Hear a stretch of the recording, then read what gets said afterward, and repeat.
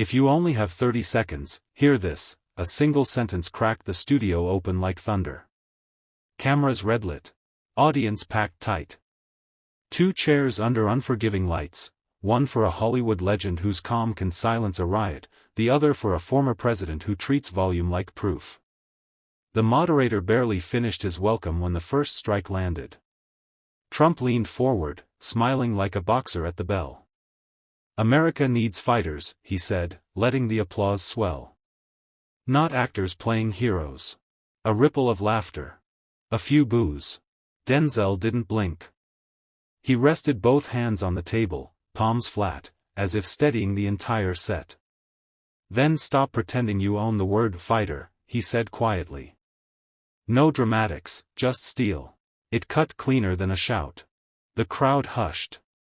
You could hear a mic cable drag against the floor. Trump went for the crowd, not his guest. "People want strength," he said, jabbing a finger toward the audience. "Not speeches. Not sermons. Strength." He rode the echo like a wave. Denzel's gaze didn't follow it. He studied Trump the way a surgeon examines an X-ray, measuring damage, planning incisions. "Strength isn't loud, Donald," he said. "It's what's left when the noise dies." The moderator tried to smooth things over, something about policy, something about tone, but the air had already changed. This wouldn't be a quiz. It would be a reckoning. "Here's what's real," Trump pressed on, voice rising. "I built towers. I filled arenas. I've led in the worst storms. You memorize lines, I make history." Denzel finally turned to the audience. No smile, no wink. "History," he said, "remembers the hands you lifted and the ones you pushed down." He tapped the desk once, gentle, final. "So let's tell the truth tonight. Not the trending version. The lived one." You could feel people lean forward, like the whole room had scooted an inch closer to the edge. A woman in the third row clasped her necklace. A veteran in the aisle seat set his jaw. Even the boom operator froze, boom pole hovering like a held breath. Trump rolled his shoulders, ready to charge again. Denzel stayed still. Not passive, anchored. He'd brought a different gravity into the room, and everyone could feel it pulling. The moderator swallowed. "First question, freedom," he said, voice suddenly small. "What does it mean to each of you, beyond slogans?" Denzel answered without looking away from Trump. "Freedom," he said, "isn't a crowd chanting your name. It's a kid sleeping through the night because the house is safe." The studio felt like it was about to combust. Trump leaned forward with that trademark smirk, ready to dismiss Denzel's fury with a wave of his hand. "You're an actor, Denzel," Trump sneered, his voice dripping with arrogance. "Stick to Hollywood scripts.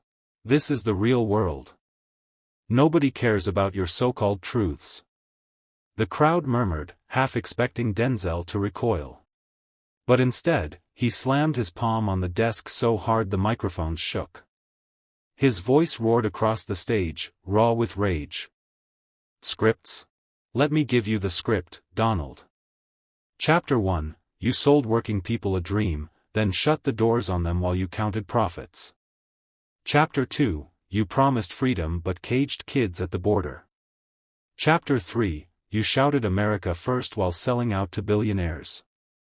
That's not leadership, that's betrayal." The audience gasped. Cameras zoomed in on Trump's stiffened face. For once, he didn't have a ready punchline.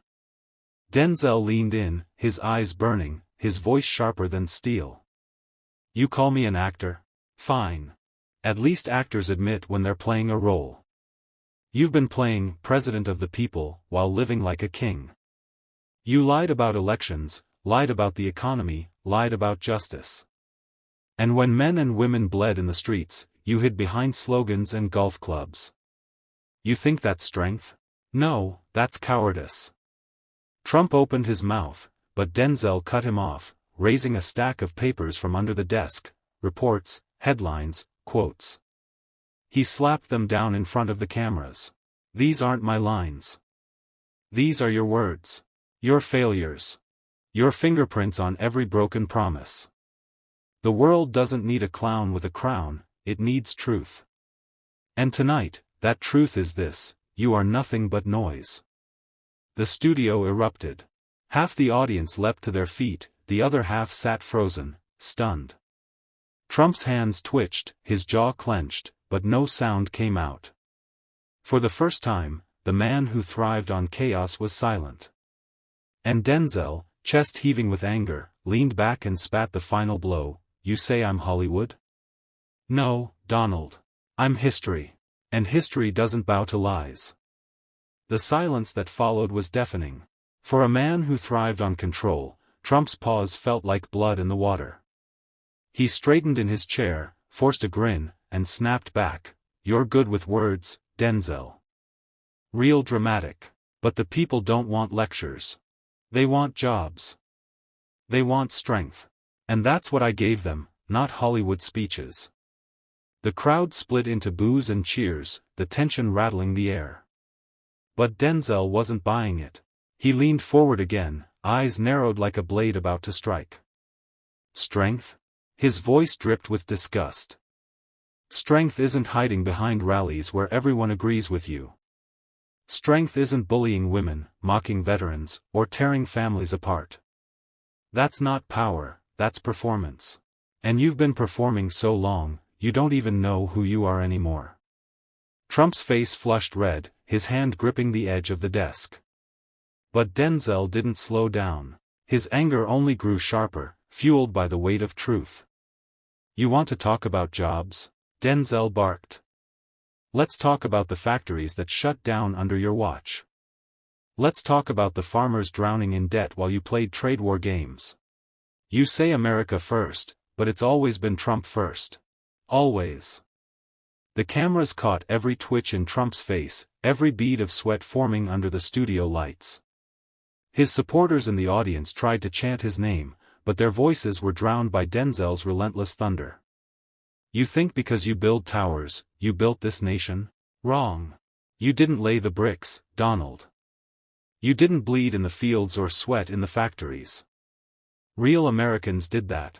Fathers, mothers, soldiers, teachers. And you spit on them every time you turned truth into entertainment. Trump raised a finger, ready to interject, but Denzel's hand shot up, silencing him. The sheer audacity of the gesture drew a collective gasp from the audience. You don't get to interrupt me tonight, Denzel snapped, his tone like fire cracking through ice. Not while I'm speaking for every person you silenced, for every promise you broke. You call this drama? No, Donald. This is accountability. And you can't tweet your way out of it.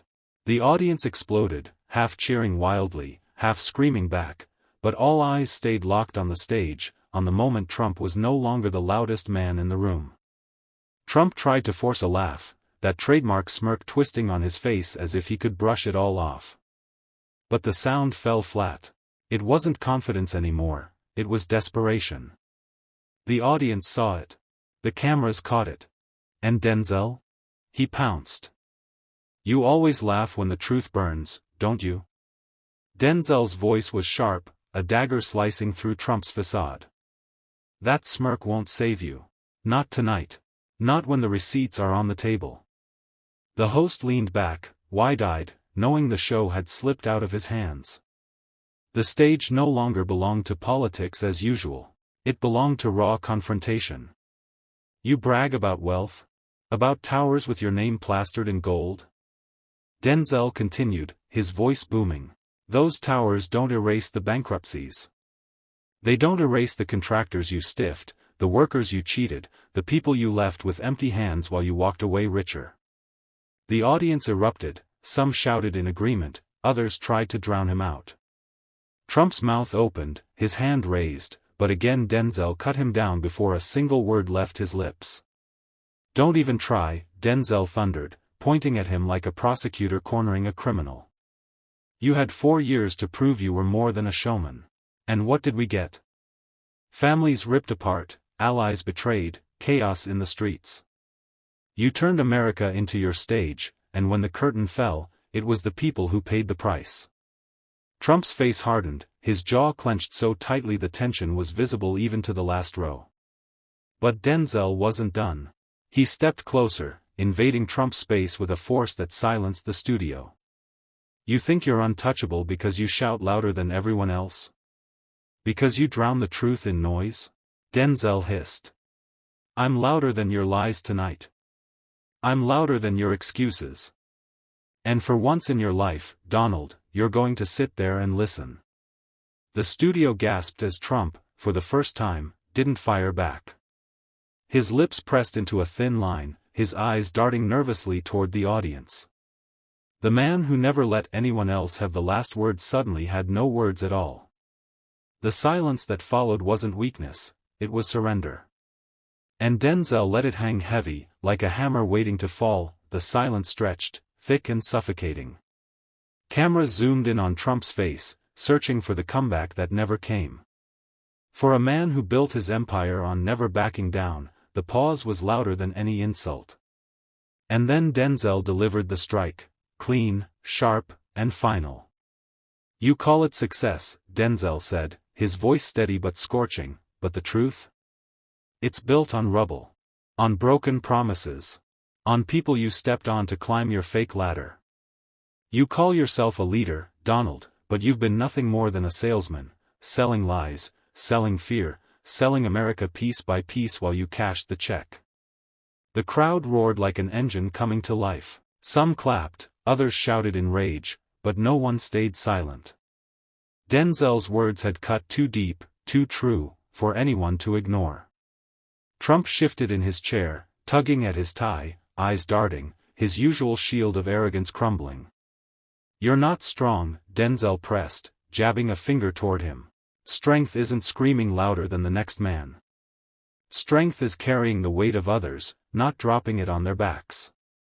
And you, Denzel leaned closer, his glare drilling into Trump's soul, you've never carried anything but your own ego. The host tried to interject, but even he knew this was no longer television. This was a public reckoning.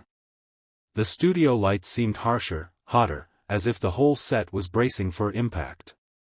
Trump inhaled, about to speak, but Denzel's final blow came before he could even form the words. You built towers, Donald. I build truth. And truth doesn't crumble when the wind changes. The room erupted. Gasps, cheers, shouts, it was chaos. But at the center stood Denzel, calm, unshaken, his words echoing like a verdict. Trump sat frozen, his lips pressed into a grimace that no smile could hide, his silence an admission of defeat. The cameras didn't just capture a clash of words. They captured a moment that would be replayed, dissected, and remembered. The night Trump's roar was smothered by reality, and Denzel Washington's truth rang louder than gold-plated lies. Trump finally snapped. His face flushed red, jaw clenched, and he slammed his palm on the table so hard the microphones rattled. You think you're better than me, Denzel? He barked, voice breaking through the studio. You've played heroes on a screen. I've led a country. I've sat in the Oval Office. Don't lecture me about leadership when all you've done is pretend for cameras. The crowd erupted, boos, cheers, gasps colliding in a storm. Trump leaned forward, his finger stabbing the air toward Denzel like a weapon. You don't know the pressure, the fights, the enemies I've faced. You live in Hollywood. You read scripts, you don't face reality. You don't build, you don't lead, you don't win.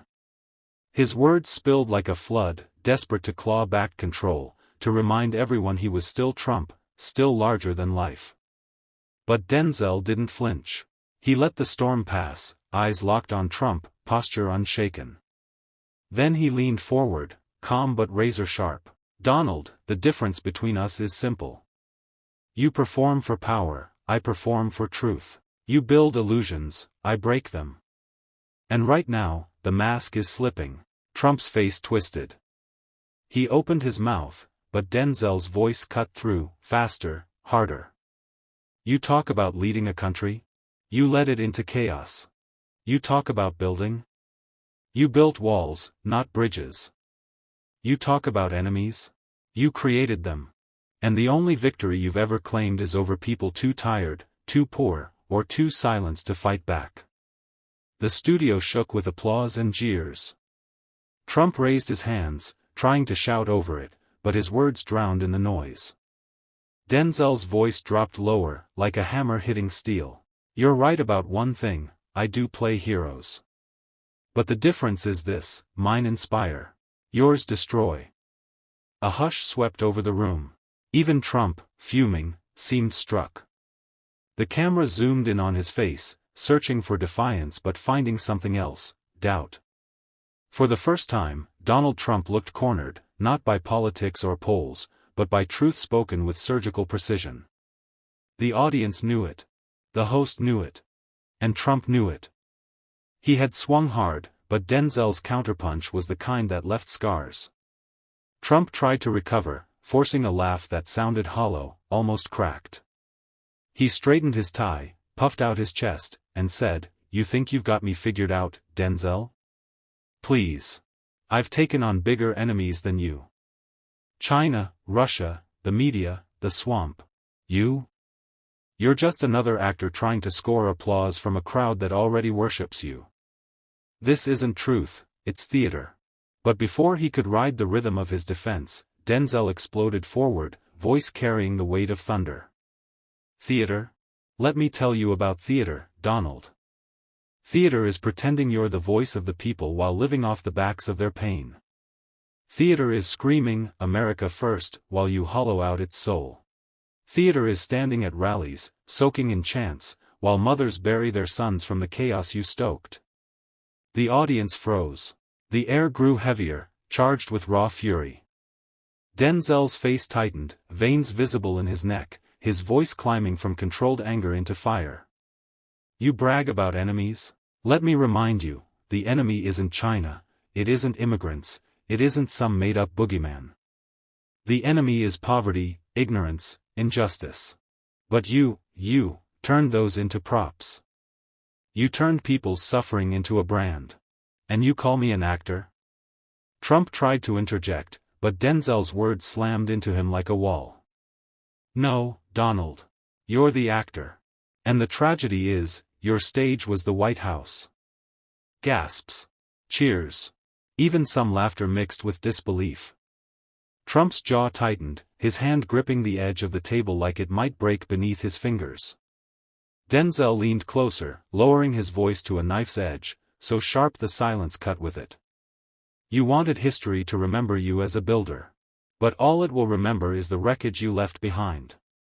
You wanted to be a king. Instead, you became a cautionary tale." The crowd erupted. Some stood, clapping, others shouting, the chaos echoing through the studio.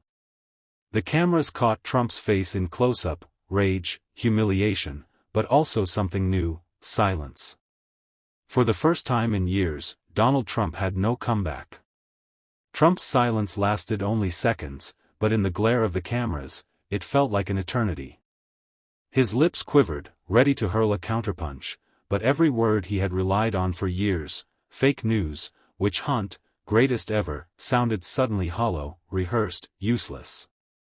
The crowd wasn't leaning toward him anymore, all eyes were locked on Denzel. And Denzel knew it. He didn't let the silence slip away, he turned it into a weapon. His voice rose again, not just speaking, but cutting, every word like a blade tearing through the illusion. "You built towers of steel and glass, Donald.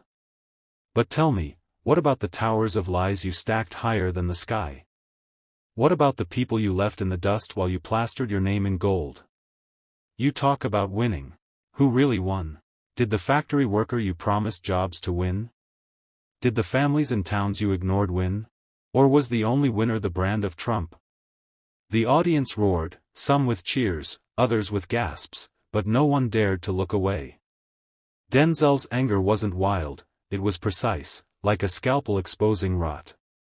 He stepped closer, pointing straight at Trump, his tone fierce, almost biblical. "You call yourself a fighter? Fighters bleed with the people. Fighters stand in the mud with the broken. Fighters don't hide behind walls of lawyers and slogans. Fighters don't sacrifice the truth just to keep a crowd chanting their name. You're not a fighter, Donald. You're a salesman. And the product you sold was America's pain. Trump slammed his hand on the table, but his words died in his throat. His face reddened, veins bulging on his temple, but still, nothing came out. The crowd could feel it. The great showman, the man who always had a line, a punch, a performance, was cornered. And Denzel didn't relent. His final words thundered across the studio. You didn't make America great. You made it bleed. And history won't forget the stain. The studio erupted, shouts, applause, chaos. Trump sat stiff, frozen in his chair, his eyes darting, searching for control. But there was none. For the first time, the stage wasn't his. The noise in the studio was overwhelming. Half the crowd was on its feet, clapping and shouting, the other half sat frozen, their faces pale, their mouths tight. Trump tried to speak, but every time his lips parted, the cheers drowned him out. He leaned into the microphone, muttering, "Fake, fake, fake," but the words vanished in the storm. Denzel didn't sit down. He didn't let the energy fade. He lifted his hand, calling for silence, and the room obeyed. His presence alone shifted the chaos into stillness. Then he spoke again, his tone lower now, heavy, every syllable hitting like a hammer. Donald, you fooled millions because you dressed the lie in patriotism.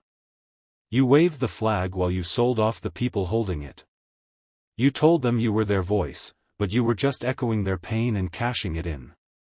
And tonight, you can't hide behind applause. Tonight, they see you for what you are, noise without truth. The camera cut to Trump's face, jaw clenched, his hands gripping the table so tight his knuckles turned white. He looked like a man trapped, not in a courtroom, not in politics, but in the truth. Denzel stepped closer, his words sharper now. You think power is about applause. It's not. Power is about responsibility. And when the lights turn off, and the crowd goes home, you're left with the wreckage you created. Look at these people. Look at their eyes.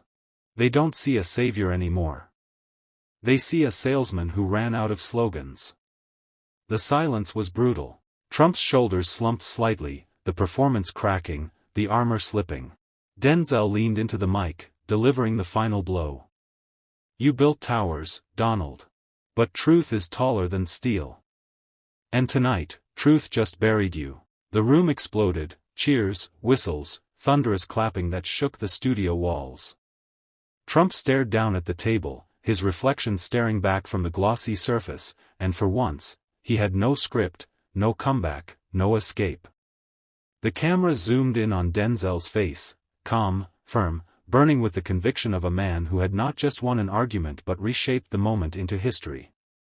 The crowd didn't see a debate anymore. They saw a reckoning. The studio felt like the center of the world. Every camera lens was locked, every microphone stretched forward, every breath in the room held by the weight of what had just happened. Trump sat rigid, his hands still gripping the edge of the table as if letting go would mean admitting defeat. His usual fire, the smirks, the gestures, the insults, had evaporated. What remained was a silence that spoke louder than any sound he could muster. Denzel stood tall, shoulders squared, his voice cutting through the tension like a blade. You see, Donald, truth doesn't need a stage. Truth doesn't need applause. It doesn't need to trend. It just waits, quietly, until the moment it steps in and strips everything else bare. And that's what happened here tonight. The truth stood up, and you couldn't stand with it. The audience roared again, but Denzel raised a hand. The clapping died down, replaced by an eerie hush. His eyes locked onto the cameras, onto the millions watching at home. His voice dropped lower, steadier, but each word vibrated with conviction. To everyone out there, don't be fooled by the shine. Don't mistake volume for vision. Don't ever hand your future to someone selling you dreams they never planned to build. Remember this moment, not because a man was humiliated, but because you saw the mask fall. You saw the truth, raw and unpolished. And once you see it, you can't unsee it. Trump shifted in his chair, his eyes darting left and right, searching for a lifeline. But no one reached out. Not the moderators, not the cameras, not even the crowd that once chanted his name. He was alone under the brightest lights of his life. Denzel leaned in one last time, his voice now a whisper carried on the razor edge of silence. You can shout over people, Donald. But you can't shout over reality. And tonight, reality won. The studio erupted. Some cheered, some cried, some simply sat stunned, but the energy was undeniable. It wasn't just a victory in a debate, it was a cultural shift. As the credits began to roll, the final image burned into every viewer's mind, Denzel standing calm and unshaken, Trump bowed by silence. It wasn't Hollywood. It wasn't theater. It was something far greater. It was history being written, live. Tonight wasn't about winning a debate. It was about tearing off the mask. The truth doesn't need volume or spectacle, it just stands, waiting for its moment. And when it speaks, no lie, no performance, no tower of ego can withstand it. Remember this night. Because it wasn't theater. It was reality. And reality always wins.